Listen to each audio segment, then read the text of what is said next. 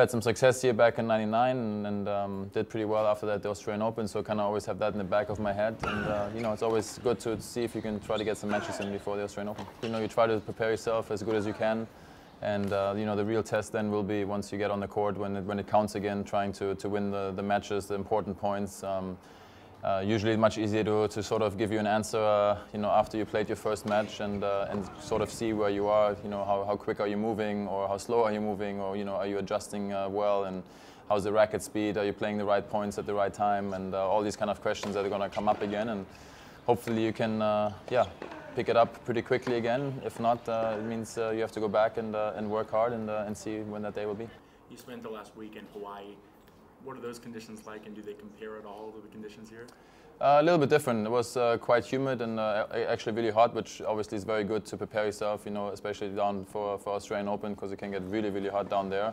But it was a lot of fun, obviously, being there, and a little sad having to practice quite so much, because it would have been really nice to just sort of chill and do other things.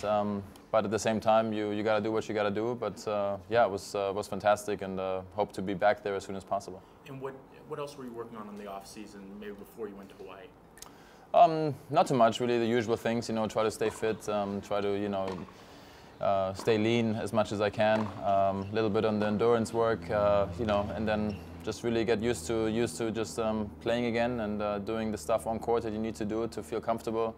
The kind of training that I like to do, and yeah, we have a new design in the rackets, so try to get used to that as well. Different coloring, so that's usually it can take a couple of weeks to get used to that. But really feeling pretty good about that now, and now it's all just about getting back on track and playing matches. Do you have problems ever with motivation in the off season and getting yourself going fitness-wise? It can be tough sometimes, no question about that.